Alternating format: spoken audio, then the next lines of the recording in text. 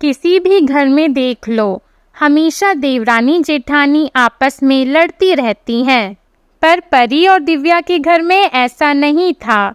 दोनों देवरानी जेठानी में कभी भी लड़ाई नहीं होती और दोनों बहनों की तरह रहती।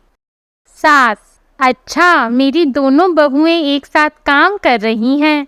भगवान करे तुम दोनों के बीच का यह प्यार ऐसे ही बरकरार रहे और कभी भी तुम्हारी लड़ाई ना हो। परी: माँ जी, दिव्या को तो मैं अपनी छोटी बहन मानती हूँ। अगर उससे कभी कोई गलती हो भी गई तो मैं इससे नाराज नहीं होंगी। दिव्या: दीदी, इतनी अच्छी तो मेरी खुद की बहन भी नहीं है और ये तो आपका बड़प्पन है। वैसे दीदी, आपकी मौसी कब आ रही हैं? आप बता रही थी ना कि वो आपसे मिलने यहाँ आने वाली थी। परी: दिव्या, वो मुझसे मिलने नहीं आ रही हैं। उनको कुछ काम था इसलिए आ रही हैं। इसी बहाने इतने सालों बाद मैं और मौसी मिल भी लेंगे। वैसे मेरी मौसी कुछ दिनों के लिए यहीं रहेंगी। वो ना बहुत मजाकिया हैं। देखना उनके आने से घर में कैसे शोर शराबा रहेगा।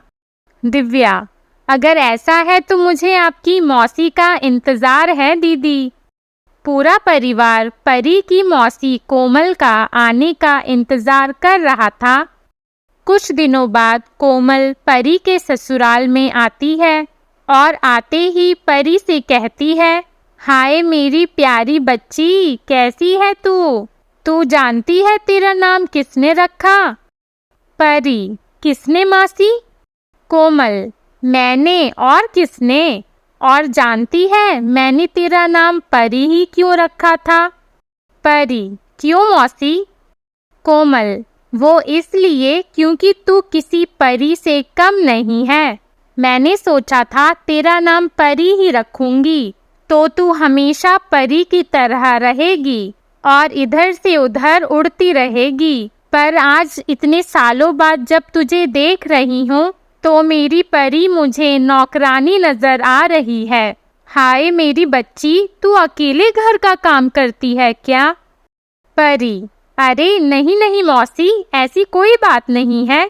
मैं इस घर की बड़ी बहू हूँ, इसलिए जिम्मेदारी मुझ पर ज्यादा है। पर मेरी देवरानी भी बहुत अच्छी है और मेरा बहुत ख्याल रखती है और घर के कामों में मेरी मदद भी करती है। परी और कोमल बात कर ही रहे थे कि उतने में दिव्या वहां आ जाती है।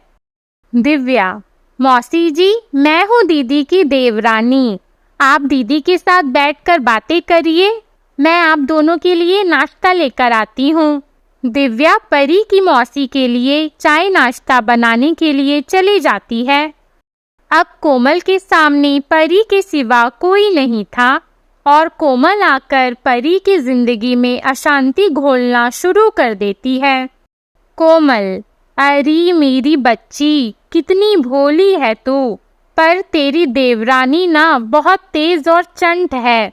तू जानती है ना, तेरी मौसी इंसान को देखकर बता सकती है। परी: नहीं नहीं मौसी, ऐसा बिल्कुल नहीं है। दिव्या बहुत भोली और मासूम है। कोमल: सच में परी बेटा, तेरा बचपना अभी भी खत्म नहीं हुआ। मैं तेरी देवरानी की सच्चाई अभी तेरे सामने लाकर दिखाती हूँ, रुक जा। परी और कोमल आपस में बात कर ही रहे होते हैं कि तभी दिव्या कमरे में आती है और परी को साइड में ले जाकर बात करती है। दिव्या: दीदी, घर में नमकीन और बिस्किट सब खत्म है और अभी तक घर का राशन भी नहीं आया, क्या करूं? परी: करना क्या है, मैं तुझे अभी पैसे दे रही हूँ, तू किसी से मंगवा ले। कुछ दिनों बाद तो घर में राशन आ ही जाएगा। अब परी बिना कुछ सोचे 500 रुपए दिव्या के हाथों में दे देती है। यह देखकर कोमल की आंखें फटी की फटी रह जाती है और दिव्या के जाते ही कोमल परी से कहती है, परी, आखिर तूने अपनी देवरानी को 500 रुपए क्यों दिए? क्या उसका पति काम नहीं करता? क्या वो अपना खर्चा तुझसे ही लेती है? परी: मौसी, भला मेरी देवरानी अपना खर्चा मुझसे क्यों लेगी? वो तो राशन खत्म हो गया है, इसलिए मैंने उसे पैसे दिए ताकि वो कुछ नमकीन, बिस्किट और कोल्ड ड्रिंक्स वगैरह लेकर आ सके। अभी घर का राशन भरवाना बाकी है। कोमल, देखा, कहा था ना मैंने, तेरी देवरानी बहुत तेज है। 100-200 का सामान ही तो लाना था, क्या अपने पैसे से वो भी नहीं ला सकती? पर उसने तो तुझसे पैसे मांगे। क्यों? क्योंकि मौसी तेरी घर पर आई है, उसकी नहीं। वो अपने पैसे क्यों खर्च करेगी? तू ना अपना जरा भी दिमाग नहीं लगाती। और 500 देने की क्या जरूरत थी? 100-200 का तो सामान लाना था। अब सारे पैसे तेरी देवरानी रख लेगी। अपनी मौसी की बात सुनकर अब परी के दिमाग में भी अपनी देवरानी को लेकर भेदभाव पैदा हो जाता है। अब इसी तरह से कुछ दिन बीत जाते हैं और एक दिन परी सब्जी के लिए पैसा दिव्या से मांगती है। दिव्या, माँ जी बाजार जा रही है, तुम्हारे पास कुछ पैसे हैं तो दे दो, वो सब्जी ले आएंगी क्योंकि घर में सब्जी खत्म हो गई है। दिव्या, पर दीदी मेरे पास तो पैसे ही नहीं हैं। आप जानती हैं ना, महीने के एंड तक मेरे सारे पैसे खर्च हो जाते हैं। परी, क्या तुम्हारे पास 100 रुपए भी नहीं है? दिव्या, होते तो दे ही देती ना दीदी। परी, हद है दिव्या, कम से कम अपने पास तुम्हें कुछ पैसे तो रखने चाहिए ना। चलो कोई बात नहीं, मैंने तुम्हें उस दिन 500 रुपए दिए थे ना, उसमें से तुमने मुझे बचे हुए पैसे वापस नहीं करे। लाओ, मुझे मेरे पैसे वापस कर दो, मैं माँ जी को पैसे दे दूं ताकि घर में सब्जी आ सके। दिव्या, पर दीदी वो पैसे तो मैंने माँ जी को उस दिन ही दे दिए थे। परी, क्या तुमने वो पैसे माँ जी को दे दिए? अरे, तुमने मेरे पैसे किससे पूछकर माँ जी को दिए? तुम्हें नहीं लगता कि तुम्हें मुझे बताना चाहिए था? आज पहली बार परी पैसों के लिए अपनी देवरानी से नाराज हो जाती है।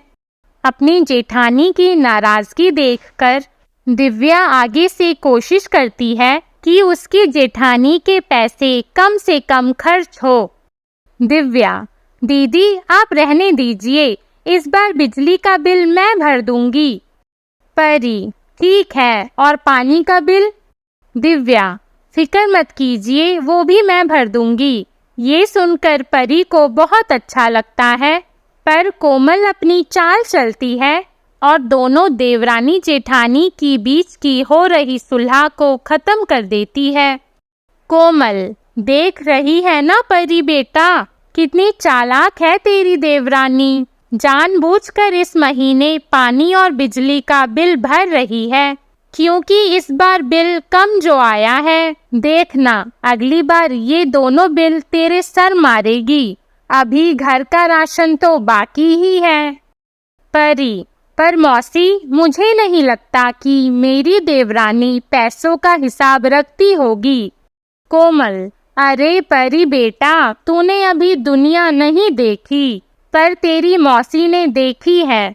बस तू आगे आगे देखती जा, कैसे मैं तेरी देवरानी का असली रूप तेरे सामने लाती हूँ। परी को किसी पर विश्वास नहीं होता, पर वो हर समय अपनी मौसी के पास रहती और उन्हीं का विश्वास करती। इसी तरह से पूरा महीना बीत जाता है और घर में राशन भरवाने का समय आ जाता है। पूरे महीने का राशन क्योंकि एक साथ आता है, इसलिए परी और दिव्या हिसाब करने के लिए बैठ जाते हैं। सास, बहू, घर का पूरा राशन आ गया ना? एक बार हिसाब भी कर ले, कहीं पैसे इधर उधर तो नहीं हुए। परी, हाँ माँ जी, मैं बस अभी हिसाब करती हूँ। आटा, चावल, चीनी के पैसे मैंने दिए थे और ये दाल, नमक, चाय पत्ती के पैसे दिव्या ने दिए थे। उसके बाद हमने बाथरूम का कुछ सामान भी लिया, उसके पैसे भी मैंने दिए थे। उसके बाद मैंने और दिव्या ने अपने अपने लिए कुछ प्रोडक्ट्स खरीदे, जिसमें से दिव्या ने सिर्फ 500 रुपये दिए। दिव्या, दीदी इस बार आप हिसाब कैसे कर रही हैं? मैंने इतने दिए, आपने इतने दिए। पहले तो आप ऐसा नहीं करती थी, परी: हाँ, पहले मैं ऐसा नहीं करती थी, पर अब मुझे करना पड़ रहा है क्योंकि हमेशा मेरी जेब से ही पैसे जाते हैं और इस बार भी जो राशन भरा गया है उसमें भी मेरी जेब से ही पैसे गए हैं ज़्यादा। तुम्हारा क्या गया, इसलिए अब हिसाब बराबर का होगा। मैंने 3,000 एक्स्ट्रा दिए हैं, अब तुम्हें उसमें से 1,500 मुझे और देने हैं ताकि हम दोनों का राशन में हिसाब बराबर हो सके। दिव्या: ठीक है दीदी, अगर आप इतना हिसाब किताब कर ही रही हैं तो पानी का बिल और बिजली के बिल का हिसाब भी कर लेते हैं। बिजली का 2,000 मैंने भरा और पानी का 1,500, उस हिसाब से हो गए 3,500। और एक काम कीजिए, मेरे 1,500 उसमें काट लीजिए, बाकी के पैसे अब आप मुझे रिटर्न कीजिए। सास: अरे तुम दोनों को हो क्या गया है? परी: मुझे कुछ नहीं हुआ माँ जी, जो हुआ है आपकी छोटी बहू को हुआ है। जब हमेशा मेरी जेब से पैसे जाते थे तब ये कभी कुछ नहीं बोलती थी, जब इस बार इसकी जेब से पैसे निकल गए तो इसे बड़ा दुख हो रहा है।